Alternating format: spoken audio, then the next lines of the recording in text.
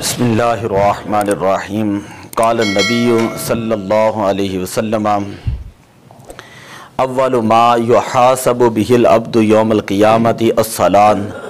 नबी अकरम सल्लल्लाहु अलैहि वसल्लम का इरशाद ग्रामी है, कल क़यामत वाले दिन इंसान से सबसे पहले जिस चीज़ के बारे में सवाल किया जाएगा वो नमाज होगी। रोज़े महशर के जहाँ गुदास बुअन अव्वली पुरसशे नमाज बुअन। कल क़यामत वाले दिन जब जान पिघल रही होगी, सबसे पहले सवाल इंसान से नमाज के बारे में होगा। मैंने बुजुर्गान दीन के बारे में पढ़ा है, अगर उनकी तकबीर ऊला फौत हो जाती तो वो इस तरह अफसोस की वजह से रोया करते हैं कि जैसे उनके घर के अंदर कोई उनकी औलाद फौत हो चुकी है। इस कदर वो नमाज को अहमियत देते हैं, इस कदर वो तकबीर ऊला को अहमियत देते हैं। हज़रत ख्वाजा कुतुबुद्दीन बख्तियार काकी रहमतुल्लाह ताला अलैह आपने वसीयत फरमाई कि मेरा जनाजा वो शख्स पढ़ाएगा कि जिसके अंदर 4 खूबियाँ हों। पहली खूबी ये कि कभी ज़िंदगी के अंदर उसकी तहज्जुद की नमाज कज़ा ना हुई हो, उसने कभी ज़िंदगी में तहज्जुद की नमाज ना छोड़ी हो। दूसरी खूबी ये हो कभी ज़िंदगी में तकबीर ऊला ये फौत ना हुई हो। तीसरी जो है वो उसके अंदर खूबी ये हो कि कभी असर की सुन्नतें उसकी कज़ा ना हुई हों, असर की सुन्नतें उसने ना छोड़ी हों, हमेशा उसने असर की सुन्नतें अदा की हों। और चौथी जो है खुसूसियत और ख़ूबी उसके अंदर ये हो कि कभी उसने गैर महरम को ना देखा हो। तो जब जनादा हाज़िर था, बड़े बड़े उलामा, बड़े बड़े मुहद्दिसीन, फुज़ाला वो सर झुका कर खड़े थे जब ये ऐलान किया गया कि जनादा वो पढ़ाएगा कि जिसके अंदर ये 4 खूबियाँ होंगी। वक़्त का जो बादशाह था उसका नाम था शम्सुद्दीन इल्तमश। वो आगे आया और उसने कहा कि ये मेरे और खुदा के दरमियान एक राज था, मेरे और मखलूक के दरमियान एक पर्दा था कि ए कुतुबुद्दीन बख्तियार काकी रहमतुल्लाह ताला अलैह, आपने आज इस पर्दे को जो है वो उठा दिया है।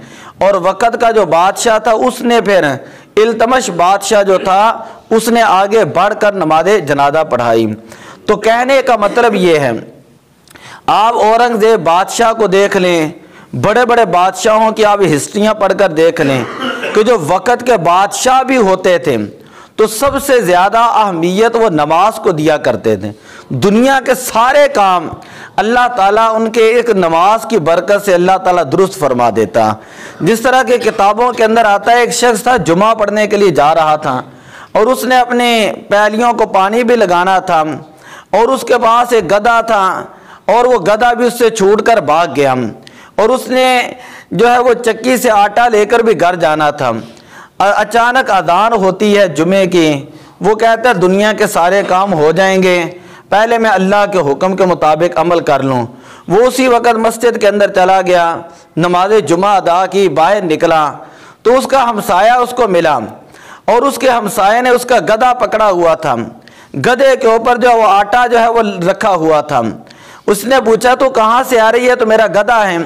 उसने कहा मैं अपनी पैलियों को जो है वो पानी लगा रहा था तो मैंने सोचा चलो तुम्हारी पैली को भी पानी लगाऊं। मैं आ रहा था तो मैंने देखा कि तुम्हारा गधा भाग रहा है तो मैंने कहा चलो ये तुम्हारा गधा भी तुम्हारे घर पहुंचा दूं। जब मैं चक्की पर आटा लेने के लिए गया तो वहां पर देखा तुम्हारा तोड़ा भी मौजूद था। तो मैंने कहा घर तो मैंने जाना ही है, साथ अपना काम करने साथ तुम्हारे घर में आटा भी पहुंचा दूंगा। तो एक नमाज है, दिल को समझाने वाली बात है। ये बातें तो सिर्फ समझाने वाली होती हैं दिल को कि एक नमाज पढ़ी है, अल्लाह ताला ने सारे काम उस बंदे के जो है वो दुरुस्त फरमा दिए हैं। अगर बंदे के दिल को समझ ना आए तो जितनी मर्जी अहादीस पढ़कर देख लें। नबी अकरम सल्लल्लाहु अलैहि वसल्लम ने सहाबा कराम से फरमाया, सहाबा लो अन्ना नहरन बिबाबी अहादिकुम, अगर तुम में से किसी शख्स के दरवाजे के सामने नहर हो, फ़यग़तसिलु फ़ीही ख़म्स मर्रातिन, और वो उस बंदा उस नहर के अंदर दिन में 5 मरतबा गुस्ल करें। अफ़ी बादानिही दारानुन, क्या उसके जिस्म पर कोई मैल कुचैल बाकी रह सकती है? क़ालू ला या रसूल अल्लाह, सहाबे कराम ने अर्ज़ की या रसूल अल्लाह नहीं। तो हुज़ूर अलैहिस्सलाम ने फरमाया इसी तरह जब बंदा 5 वक़्त अल्लाह की बारगाह में हाज़िरी देता है और वुज़ू करता है, हाथों को धोता है, तो अल्लाह ताला उसके हाथों के गुनाह जो हैं वो सारे के सारे ख़त्म कर देता है। उसके हाथों के गुनाह जड़ जाते हैं। अगर कुल्ली करता है तो मुंह के जितने गुनाह होते हैं वो सारे जड़ जाते हैं। इसी तरह चेहरे को धोता है, आंखों के गुनाह जो है वो जड़ जाते हैं। अपने पाँव को धोता है तो पाँव के सारे गुनाह जड़ जाते हैं। अस्सलातु तहदिमु मा कान क़ब्लहु, कि एक नमाज से जब दूसरी नमाज के लिए तैयारी करता है, दरमियान में जो गुनाह होते हैं तो दूसरी नमाज की बरकत से अल्लाह ताला उस बंदे के सारे गुनाहों को माफ़ फरमा देता है। तो फरमाया कि ऐ सहाबा, इसी तरह अगर किसी शख्स के घर के सामने जिस तरह नहर हो, 5 मरतबा गुस्ल करे तो जिस्म पर मैल नहीं रहते हैं। जब बंदा अल्लाह की बारगाह में आकर झुक जाता है, अल्लाह की बारगाह में सजदा करता है, तो जब वो अल्लाह की बारगाह में पेशानी रखता है, हदीस पाक के ये अल्फाज हैं कि उसके जितने गुनाह होते हैं वो नीचे जो है वो गिर जाते हैं। उसके सर के ऊपर जितने गुनाहों का बोझ होता है वो ज़मीन के ऊपर गिर जाता है। यह महज एक रूहानियत की बात है। जो बंदे नेक लोग हैं उनको इस बात की समझ आएगी, जो नमाजी हों, मुत्तकी हों, परहेजगार हों।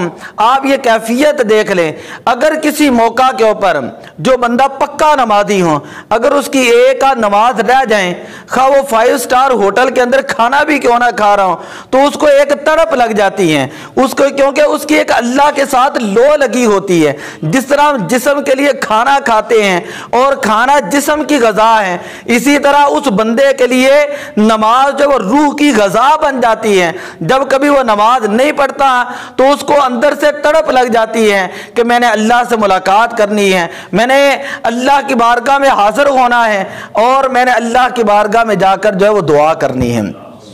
सामीन मोहतरम, नबी अकरम सल्लल्लाहु अलैहि वसल्लम ने आखिरी हदीस है, हुज़ूर खरज नबी सल्लल्लाहु अलैहि वसल्लम फ़ी ज़मान शताई, कि नबी अकरम सल्लल्लाहु अलैहि वसल्लम एक दिन पतझड़ के मौसम में बाहर तशरीफ़ लाए। फ़ाख़ज़ल गुस्ना, नबी अकरम सल्लल्लाहु अलैहि वसल्लम ने दरख्त की एक शाख को पकड़ा।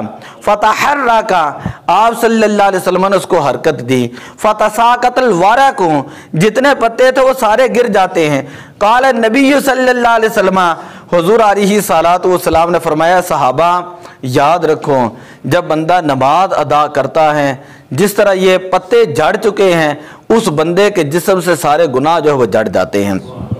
सामीन मोहतरम, हमें कोशिश ये करनी चाहिए कि दुनिया के सारे कामों में से टॉप ऑफ द लिस्ट, सबसे ऊपर जो है, पहले नंबर के ऊपर हम नमाज को रखें। पहले नंबर के ऊपर हम अल्लाह के हुक्म को रखें। बाकी दुनिया के सारे काम हम जो वो सेकंड, थर्ड और फोर्थ के ऊपर रखें। तो यकीन करें कि जो बंदा अल्लाह के कामों में लग जाता है, अल्लाह ताला अपने बंदे के कामों में लग जाता है। नबी अकरम सल्लल्लाहु अलैहि वसल्लम जब भी कोई परेशानी आती, पूरी ज़िंदगी का मामूल मुबारक ये था, जब भी कोई तकलीफ पहुँचती, जब भी कोई परेशानी आती, तो हुज़ूर अलैहिस्सलातु वस्सलाम नमाज शुरू फरमा लिया करते थे। और आप नमाज फरमाते, बल्कि हजरत बिलाल से फरमाते, अरिहनी या बिलालू बिस्सलाती, ए बिलाल तुम जो है वो नमाज के जरिए मेरी आंखों को ठंडक पहुंचा दो, मेरे जिस्म को ठंडक पहुंचा दो। और फरमाया कुर्रतु आइनी अस्सलाह, नमाज जो है वो मेरी आंखों की ठंडक है। नमाज दीन का सुतून है, मोमिन की मेराज है। इसलिए हमें कोशिश ये करनी चाहिए कि बाजमात नमाज अदा फरमाएँ, खा कितना भी ज़रूरी काम क्यों ना हो, पहले नमाज पढ़ें। अल्लाह ताला उसकी बरकत से इंसान के सारे मामलात को दुरुस्त फरमा देता है। दुआ अल्लाह अमल की तौफीक अता फरमाए। अस्सलातु वस्सलामु अलैका या रसूल अल्लाह।